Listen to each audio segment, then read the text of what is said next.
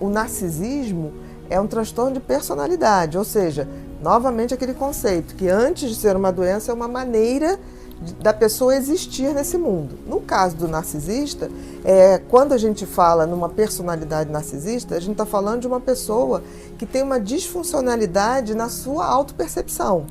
É uma pessoa que se percebe extremamente grandiosa, uma pessoa que se percebe merecedora de tudo, que acha que todas as pessoas ao seu redor não estão suficientemente qualificadas para estar com ele ou com ela. Então, assim, é uma autovisão muito negativa dos outros e de uma arrogância muito grande. Se a gente for pensar bem, o narcisista, lembra aquela musiquinha, que eu não me lembro do autor, que era Quando Deus Te Imaginou, ele estava namorando. Essa música é mais ou menos, a gente lembra o narcisista, porque o narcisista acha que realmente Deus gastou um pouco mais de tempo e usou um pouco mais de material qualificado para construir aquela pessoa. Então são pessoas que se veem extremamente superiores aos outros e acabam tendo muito pouca empatia, porque o outro, seja na relação afetiva, seja na relação profissional, seja na relação familiar, o outro está ali para idolatrá-lo, para servi-lo e para reconhecer o quanto ele é bom. Então é uma relação que pode tender, e na maioria das vezes tende, para uma relação abusiva com quem ele se relaciona. Ele está sempre certo, né, Bia? Ele está sempre certo, e mais do que está certo, ele está sempre querendo que você reconheça. Admirá-lo, mas admirá-lo de uma forma quase idolatria, né? Então, um narcisista grave, a gente pode dizer que ele tem ali um pouco de... ele tem um pé na psicopatia, no sentido da ausência de empatia pelo outro, no sentido de usar o outro para se tornar cada vez mais grandioso. Então, são pessoas que têm, muitas vezes, um caráter bem duvidoso, no sentido de se relacionar com os outros. É porque, para eles são uma obra-prima. É quase como se tivesse assim, como se a gente for ver as obras-primas do Leonardo da Vinci, do Miguel Ângelo, eles se acham que realmente foram criados por um artista muito mais poderoso. É muito chato se relacionar com o narcisista, porque ele é a autorreferência de tudo, ele é a autorreferência do que é bom, do que é maravilhoso, é uma arrogância muito grande, falta uma humildade básica, porque assim, todos nós, né, nós somos do gênero humano, né? Então assim, isso já equipara a gente de uma certa maneira com todos os outros seres humanos. E para o narcisista isso não existe, ele realmente é um privilegiado e que requer que todos os outros reconheçam isso e que paguem por isso, né? No sentido, o narcisista, ele não acha nada demais você pagar coisas para ele, ele acha até que isso é obrigação sua, para tê-lo ao seu lado. Então é assim, olha o quanto eu sou interessante, o quanto eu sou bonita. Aí é o tamanho da frieza, né? E as atitudes. O psicopata, ele cai numa perversidade. O narcisista nem tanto. O narcisista, ele cai muito mais numa utilização do outro. O psicopata, ele sabe que ele é mau, que ele é um predador. Já o né? narcisista e ele não, tem o ele prazer. quer ser sempre bom, né? O narcisista, ele realmente acha que as pessoas devem a ele. Qualquer tipo de paparico, qualquer tipo de privilégio, ele se acha merecedor. E é interessante porque muitas escolas de psicologia colocam o narcisismo como uma pessoa com uma autoestima baixíssima. Exato. Eu tenho umas dúvidas em relação a isso. Eu acho que a autoestima baixíssima é de quem se relaciona com o narcisista. São os parceiros, são as pessoas que estão ali e que entram nessa coisa de achar realmente que tem eu acho que é a vítima do narcisista. Um mito, né?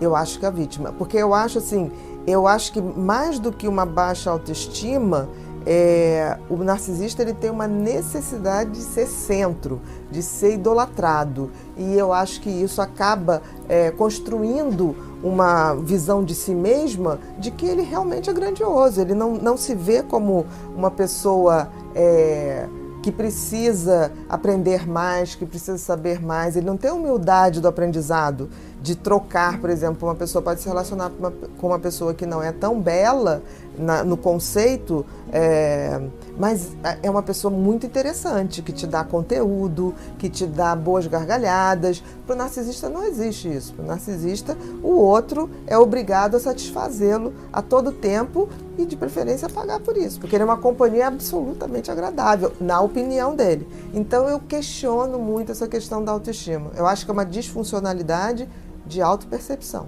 Então, ser filho de uma mãe narcisista é muito difícil, porque aquela pessoa que tem que ajudar a construir a sua estrutura, a sua autoestima, a sua autopercepção, ela vai dar muito pouca atenção para isso, porque ela vai demandar desse filho uma atenção exclusiva. Tipo assim, quanto mamãe é boa, quanto mamãe é maravilhosa, e é muito difícil. Tem 3 tipos de mãe que são muito difíceis. Isso não quer dizer que elas não amem, mas amam de uma forma que é muito difícil na formação da identidade do filho. Eu acho que uma mãe narcisista dá ao filho uma insegurança muito grande, porque assim, toda a referência de bem-sucedido está nessa mãe que se autoproclama sabedora de tudo, que não tem humildade de aprender, até com seu filho, porque nós aprendemos com as crianças, né? Então, assim, é muito difícil porque esse filho ou essa filha, eles se criam sempre com a coisa da crítica, porque eles têm dificuldade de entender se aquela mãe era narcisista ou não, eles não têm como saber. Como uma mãe psicopata, né? Uma mãe perversa, fica muito difícil para o filho evoluir e entender que tem uma mãe perversa. Porque, em princípio, mãe é Nossa Senhora. Então, todo mundo quer e faz o projeto de sua mãe ou idealiza sua mãe como uma coisa boa, associa uma coisa boa. E uma outra mãe também muito difícil é a mãe borderline. Por quê? Pelo excesso de emoção. Então, pelo excesso de carência, ela muitas vezes se utiliza...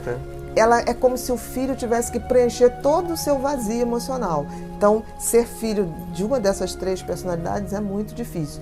Elas amam, mas a forma de amar vem com a disfuncionalidade das personalidades. Porque se ele é o centro do mundo, se ele é o centro do que há de melhor, o outro, necessariamente, ele está abaixo. E uma coisa que chama muita atenção nos narcisistas é a inveja. Né? Um grande invejoso é um tipo de narcisista. Ele não tolera que o outro tenha algo melhor que ele ou que se destaque de uma forma. Então eu diria que para começar a pensar numa personalidade narcisista, essa questão dessa arrogância, né, de uma pessoa que não tem humildade do aprendizado, não tem humildade de saber que a gente aprende até com um pescador, né, com uma pessoa muito humilde ou desprovida de qualquer fator cultural que o favoreça, e também a questão de ser uma pessoa muito incomodada com o sucesso dos outros. A narcisista, né, é um transtorno de personalidade, tá? Sim. Então, assim, é uma maneira de ser e que causa muito sofrimento para outras pessoas. Maneira de ser e de agir e de ver as pessoas. Para o narcisista, a pessoa, seja ela filho ou não, ela tem que ser, qualquer pessoa tem que ser um admirador dela.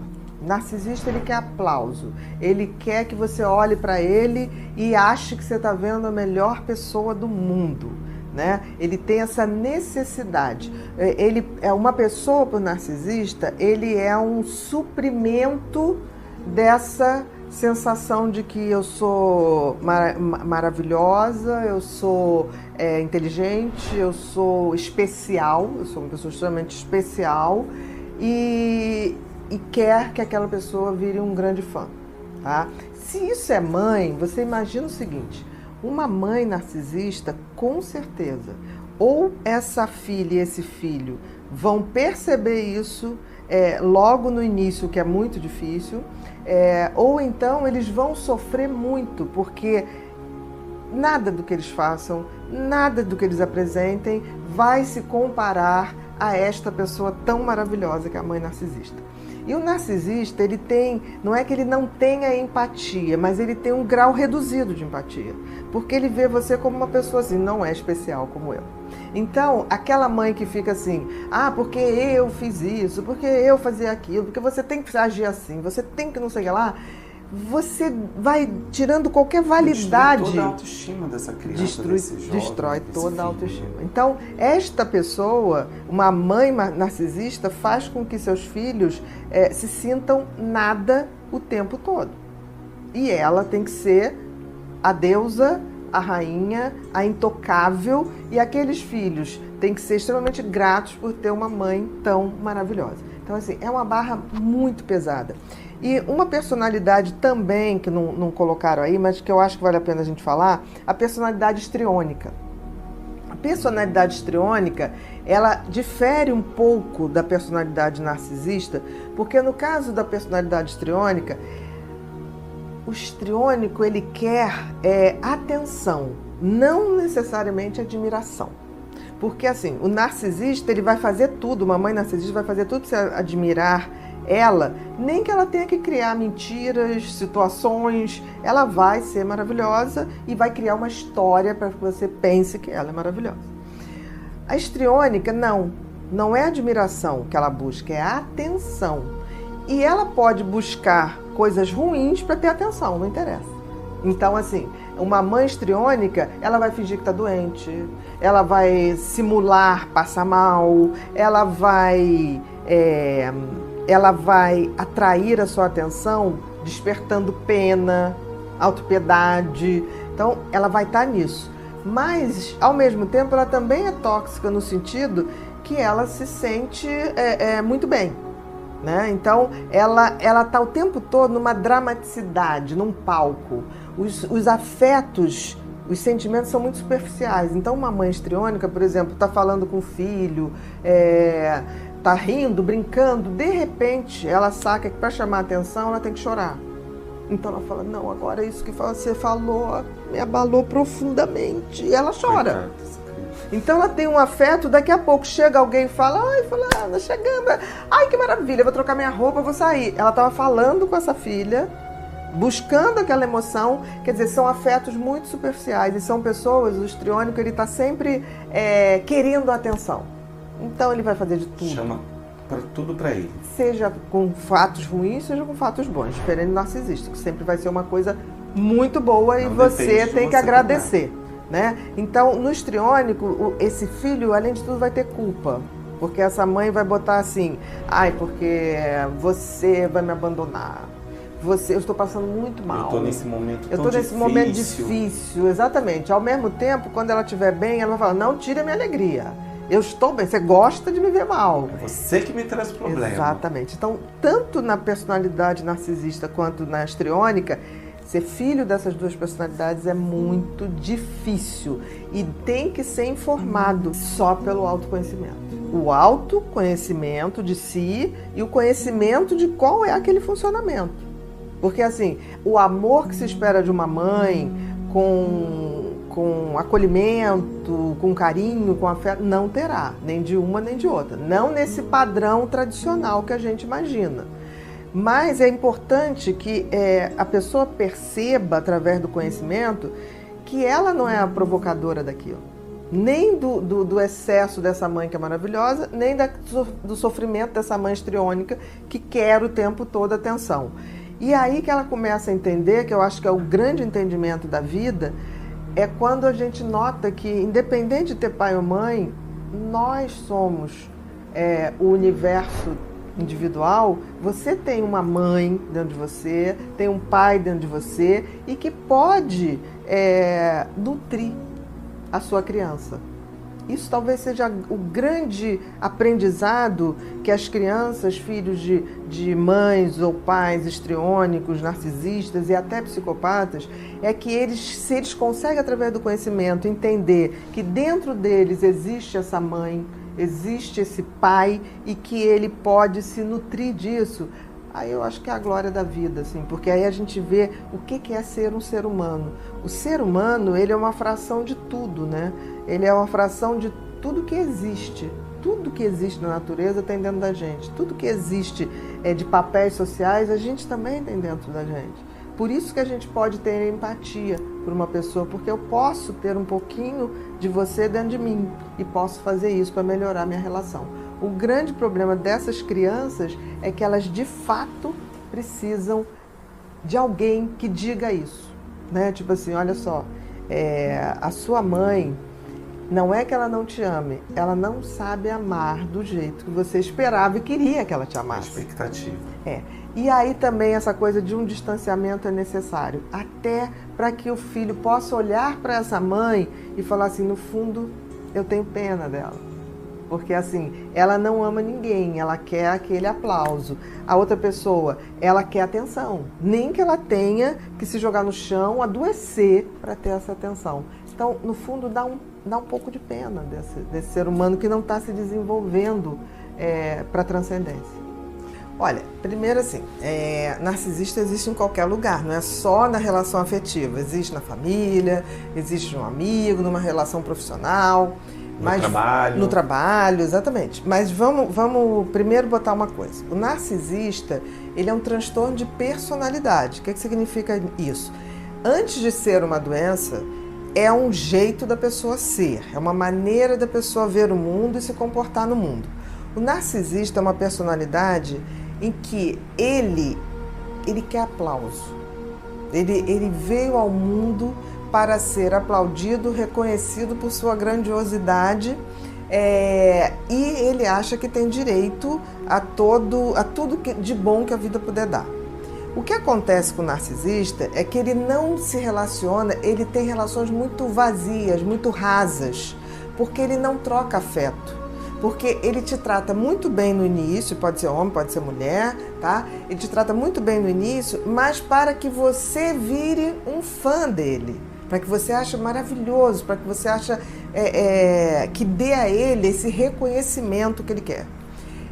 Ele sempre vai ter muita inveja dos outros, porque o narcisista, ele realmente acha que se você tem uma coisa boa, ele quer aquilo para ele, para fortalecer. Ele acha que merece ser melhor que você. Então, quando você tem algo, ele nunca vê, tipo assim, pô, coisa bacana, meu amigo conquistou isso. Ele fala assim, bom, ele conquistou, aquilo era pra mim. Se ele não tivesse conquistado, aquilo me pertencia. E ele acaba te sabotando um pouco nisso, né? Ele sabota as pessoas, porque na realidade, ele não tem... Se essa pessoa que falou que seu parceiro é narcisista, essa pessoa vive uma solidão. Porque ela não tem uma parceria, na realidade. Não existe essa parceria. Não, porque assim, ele chega na vida sempre muito bacana, contando, em geral, uma história para você admirá-lo, para você admirá-la, nesse sentido assim, de ter a plateia, mas na realidade o que ele quer é que você ache ele maravilhoso. E tem uma coisa também, além de muito invejoso, o narcisista, ele faz você, ele depois que te conquista, ele começa a fazer com que você se sinta mal. Nada teu é tão bom, nenhum amigo teu é tão maravilhoso. Por quê? Porque ele quer que você veja que só ele é fonte da sua felicidade, que você não pode ser feliz sem ele. Então, ele é muito natural que ele vai acabando, minando a sua autoestima. Ele se aproxima da pessoa porque acha aquela pessoa luminosa e ele quer aquela luz. É uma vampirização. O narcisista é um grande vampiro. Ele está ali porque ele quer aquela luz que você tem, mas ele quer aquela luz iluminando ele. É como se você fosse um holofote. Esse de morte, mas o narcisista, por exemplo, é uma das grandes personalidades que estabelece uma relação tóxica. Porque ele precisa que você fique mal para ele cada vez ficar melhor. Então, assim, não há uma afetividade. É uma coisa muito rasa. Se você for se relacionar com o narcisista, por exemplo, um amigo narcisista, ele só fala dele. O quanto ele é maravilhoso, as coisas que ele fez. Se você vai desabafar alguma coisa, ele não ouve. Não, ele não ouve. Ou então ele fala assim, não, mas isso aí que passou é uma fichinha. Eu já tive isso. É uma competição, sempre pelo holofote. Na relação com o narcisista, você vai ser o holofote. Então você vai pegar a sua luz e vai botar para ele brilhar, vai virar para ele brilhar. Além de ser muito invejoso, o narcisista ele tem uma coisa, ele trai muito. E por que ele trai? É como se ele precisasse de uma reserva de holofotes. Então, por exemplo, ele tá bem com você, ele te conquistou. Aí ele fica assim, bom, essa eu já conquistei, esse eu já conquistei. Aí eu vou botar meus tentáculos para outro, porque é como se fosse um buraco que ele precisa o tempo todo que as pessoas reafirmem que ele é maravilhoso, que ele é fantástico. Ele tá o tempo todo coisando isso. E essa daqui ele deixa já aqui no canto. Sim, aí ele vai ver outra conquista. E tá indo para outra conquista. Outra conquista, como se ele tivesse que dominar outra plateia, como se ele tivesse que pegar outro fã. Né? Ele está buscando fãs, ele não está buscando uma relação de troca, né? Ele está buscando aquele aplauso que vem. E com isso, o que acontece? Quando você não dá isso, né, ele vai trair dando ou não dando. Você pode dar tudo para o narcisista que ele vai trair. Porque ele vai querer essa reserva de aplausos, ele vai querer essa reserva de brilho em todas as parcerias. O narcisista, se você for caindo no jogo dele, acontece que você adoece, porque você vai se sentindo uma coisa inútil. E ele guarda um momento ali que, se você vai alimentando aquilo, ele vai caminhando quase para uma perversidade, no sentido assim de você ter que se anular totalmente para que ele tenha razão. Então, por exemplo, o narcisista, ele nunca fala assim, a relação acabou porque a gente não estava se dando bem. Ele vai dizer, não, acabou porque ela fazia isso. Vai inverter, vai dizer que quem traía era a pessoa. Tudo que ele fizer no sentido de denegrir a pessoa, ele instintivamente está falando dele.